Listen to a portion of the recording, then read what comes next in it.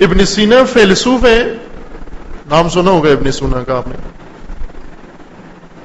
کہاں رہتے ہیں جی؟ 7 میں فوت ہو گئے ہیں، خدا رحمت کرے انہیں. 1000 سال پہلے موجود تھے ابن سینا، ابو علی سینا جن کو کہتے ہیں، ایک نابغہ انسان، ایک عبقری، جن کی کتابیں سادہ سال، کئی 100 سال تک یورپ کے دانشکدوں میں سلیبس کے طور پر پڑھائی جاتی رہی ہیں. بلکہ ابھی اسی صدی میں، یہ اسی صدی کے اوائل تک ابن سینا کی کتابیں یورپ میں سلیبس میں تھیں. جب ہمارے ہاں حرام تھیں پڑھنا ابن سینا کی کتابیں، ہمارے علماء کا فتویٰ یہ تھا کہ ابن سینا کی کتابیں چونکہ فلسفہ ہے، وہ فلسفہ نجس ہے، وہ حرام ہے، وہ پلید ہے. ہمارے لوگوں نے اس کو پلید کہہ کے حرام قرار دیا ہوا تھا، اور یورپ نے اس کو اپنے سلیبس میں شامل کیا ہوا تھا. میڈیکل کالج میں، یورپ کے میڈیکل کالج میں شیخ کی قانون کی کتاب تقریباً آج سے 50 سال پہلے تک پڑھائی جاتی رہی ہے. ابن سینا شیخ رئیس ان کو کہتے ہیں. فیلسوف ہے، ریاضی دان ہے، طبیب ہے،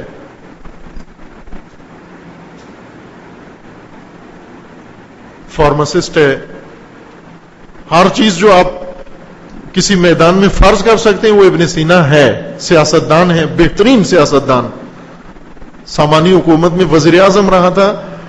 یہ محمود غزنوی جنہوں نے ہندوستان پہ حملہ کیا اور ہمارا ہیرو بن گیا سلطان محمود غزنوی،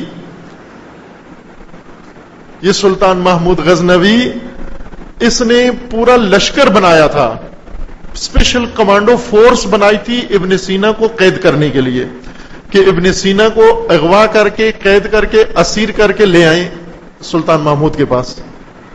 اس کو چاہیے تھا، اتنا لائق وزیر اعظم چاہیے تھا. اور ابن سینا کی اکثر عمر اسی میں دوڑتے ہوئے فرار میں گزر گئی کہ کہیں سلطان محمود کے ہاتھ نہ لگ جاؤں میں.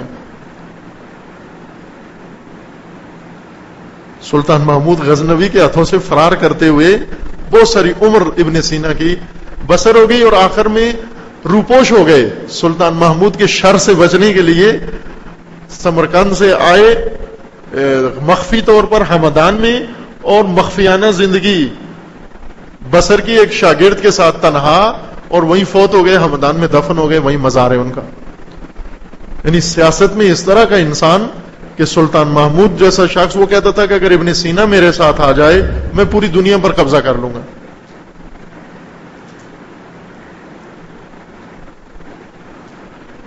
ابن سینا اپنی کتاب میں، بہت ساری کتابیں ان کی اچھی کتابیں انشاءاللہ پڑھیں گے، آپ کے سلیبس میں بھی ہیں ابن سینا کی کتابیں. وہ جن کو چھپایا ہے اہل مدرسہ نے تجھ تیری آنکھ سے، وہ خدا نے کائنات میں کھول دی ہیں. وہ کتابیں آپ کے سلیبس میں ہیں الحمدللہ. پورا سلیبس جو خصوصاً جو آپ میں سے فلسفے کی فیکلٹی میں جائیں گے وہ زیادہ سروکار رکھیں گے ابن سینا سے انشاءاللہ. ابن سینا اپنی ایک کتاب میں ظاہراً اشارات ہے یا نجات ہے، دونوں میں ہے ظاہراً. ایک کتاب ان کی نجات ہے اور ایک کتاب ان کی اشارات ہے. دونوں میں یہ مطلب ذکر کیا ہے ابن سینا نے کہ نبی اور دین کا ہونا انسان کے لیے سب سے زیادہ ضروری ہے. حتیٰ چونکہ طبیب بھی تھے، ڈاکٹر بھی تھے، وہ جانتے تھے. وہ مثلا یہ کہتے تھے کہ یہ آنکھوں کے، انسان کے آنکھوں کے اوپر جو ابرو بنے ہوئے ہیں یہ ضرورت ہے انسان کی. وہ یہ کہتے تھے کہ مثلا وہ خدا جس نے انفرادی طور پر کسی انسان کو ابرو کے بغیر پیدا نہیں کیا، چونکہ یہ ضرورت ہے، آنکھوں کی پلکیں بنائی ہیں بغیر پلکوں کے پیدا نہیں کیا، اور پاؤں کا تلوا بنایا ہے تلوے کے بغیر پیدا نہیں کیا، یہ ضرورت ہے اس کی. یا ہاتھ کی ہتھیلی بنائی ہے اس طرح سے چپٹی، یہ ضروریات بشر تھیں، اس لیے خدا نے بنایا. ابن سینا کہتے ہیں کہ ان سے کہیں زیادہ ضروری انسان کے لیے راہبر کا ہونا ہے اور آئیڈیالوجی کا ہونا ہے. ان چیزوں کے بغیر بھی انسان رہ سکتا ہے، لیکن آئیڈیالوجی کے بغیر اور راہبر کے بغیر انسان نہیں رہ سکتا. راہبر کون سا؟ خدائی، الہی. ابن سینا جمہوری رہبر کی بات نہیں کرتے کہ قوم کوئی رہبر انتخاب کر لینا، خدا. چونکہ کہتے ہیں کہ وہ خدا جس نے ابرو بنائے ہیں، وہ خدا جس نے پلکیں بنائی ہیں، وہ خدا جس نے تلوے اور تھیلیاں بنائی ہیں، اس خدا کے لیے لازم ہے کہ وہ خدا پہلے راہبر دے انسان کو، پہلے آئیڈیالوجی دے انسان کو. یہ چھوٹی ضروریات جو خدا بناتا ہے تو بڑی ضرورت پہلے بناتا ہے خدا. ہمیں ابھی راہبر کا تصور بھی نہیں ہے. اصل راہبری کا چیپٹر ہی نہیں پڑھا پاکستان میں ہم نے.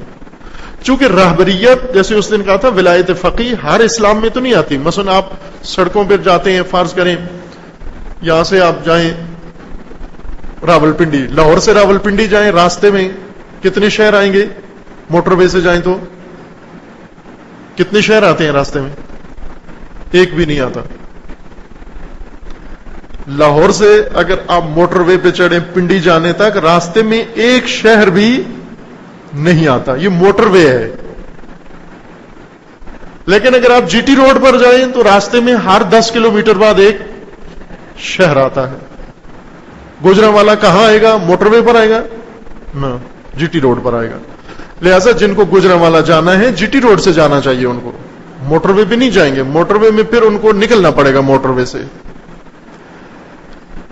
ہم نے جنت کے لیے موٹر وے بنوا لی ہے جس میں راستے میں کوئی شہر آتا ہی نہیں ہے. نہ ولایت فقیہ، نہ حکومت اسلامی، نہ نظام اسلامی، نہ معیشت اسلامی، کوئی سسٹم آتا ہی نہیں ہے راستے میں. ڈائریکٹ جنت، سیدھا مسجد سے سیدھا جنت. یہ موٹر وے بھی ہم نے خود خیالوں میں بنائی ہوئی ہے، کہیں حقیقی نہیں ہے. اگر ہوتی تو ٹھیک تھا.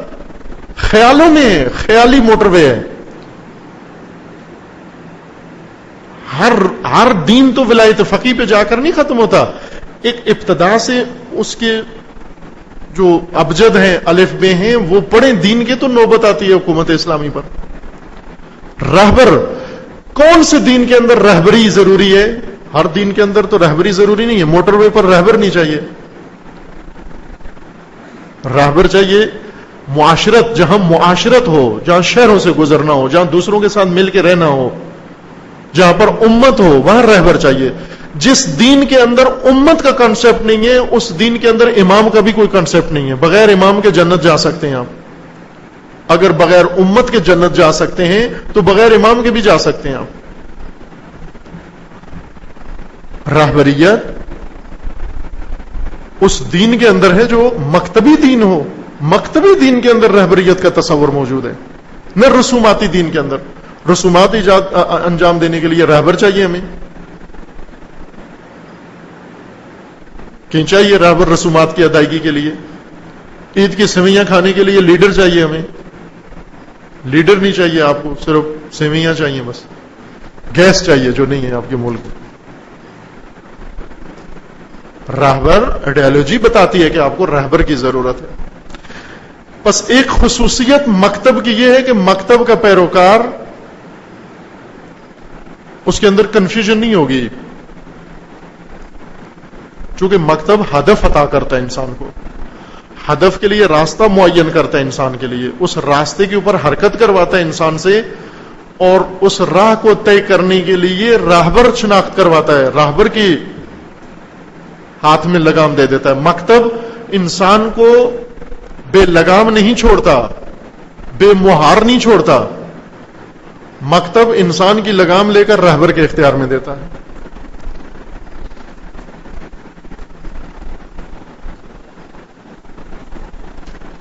مکتب کو ضرورت ہے مجتہد کی، لیکن نہ مجتہد عالم کی، مجتہد مومن کی، یعنی جس کا ایمان ہو اس راہ پر. امام خمینی کا ایمان تھا مکتب اسلام پر.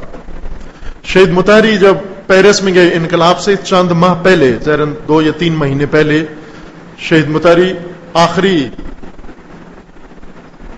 مشوروں کے لیے انقلاب کے بارے میں، جو انقلابی تحریک اپنے پورے عروج پر پہنچ چکی تھی اور انقلاب کی کامیابی کے آثار واضح نظر آ رہے تھے. شہید مطہری انقلابی کونسل کے ہیڈ تھے، سربراہ تھے. کسی کو پتہ نہیں تھا، حتیٰ کونسل کے ارکان کو بھی معلوم نہیں تھا کہ انقلابی کونسل کا ہیڈ کون ہے. بہت سارے لوگ تھے جو انقلاب کے اندر صف اول ہراول دستہ تھا لیکن انہیں بھی معلوم نہیں تھا. اس طرح سے امام نے انقلابی طریقہ کار اپنایا ہوا تھا, کسی کو معلوم نہیں تھا کس کے ذریعے سے یہ کام ہو رہا ہے. شہید مطہری کے ذمہ وہ فریضہ تھا. شہید مطہری پیرس میں امام تھے اور آخری ایام انقلاب کی کامیابی کے تھے. ہمانگی کے لیے گئے, وہاں پر واپس آئے تو اپنے ساتھیوں کو, وہی انقلابی ساتھیوں کو, یہ کونسل کے جو ارکان تھے, انہوں نے پوچھا کہ آپ مل کر آئے امام سے تو بتائیں کیا نظر آیا. شہید مطہری نے 3 جملے بیان کیے کہ کہا میں جس شخص سے مل کر آیا ہوں میں نے اس کے اندر ایمان دیکھا ہے, ایمان کے علاوہ کچھ بھی نہیں دیکھا. پہلا ایمان آمن بربے, اس کا اپنے رب پر ایمان ہے, اس کا اپنے خدا پر ایمان ہے. یہ شہید مطہری فرماتے ہیں میں نے امام خمینی کے اندر دیکھا, اس کا اپنے خدا پر ایمان ہے, اس کا اپنے ہدف پر ایمان ہے اور اس کا اپنی راہ پر ایمان ہے. میں نے ایمان سے بھرا ہوا انسان دیکھا, رہبر دیکھا ہے, سراپا ایمان دیکھا ہے اس کو میں نے, یعنی جس کے اندر ذرا برابر تردید نہیں ہے, کسی شعبے میں تذبذب نہیں ہے, شک نہیں ہے اس کو. اتنا قاطع ہے, اتنی صمیمیت ہے اس کے اندر.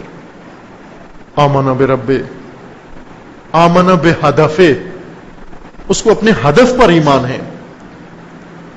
لیکن مکتب انسان کو اتنا قاطع و اتنا سالڈ بناتا ہے, علم نہیں بناتا, علم جاب کرواتا ہے انسان سے. ہم امام خمینی کی عالمیت زیادہ چھیڑتے ہیں. امام خمینی بہت عالم تھے لہذا انقلاب لے آئے. نہ خیر آگا, عالم نہیں انقلاب لا سکتا, مومن انقلاب لے کر آتا ہے. مومن جس کا ایمان ہو اپنے رب پر, رب کے دین پر, اس کے وعدوں پر ایمان ہو. امام خمینی کا خدا کے وعدوں پر 100% پختہ ایمان تھا کہ اللہ کے سارے وعدے سچے ہیں. وہ وعدے جن میں معاذ اللہ ہمیں بالکل اللہ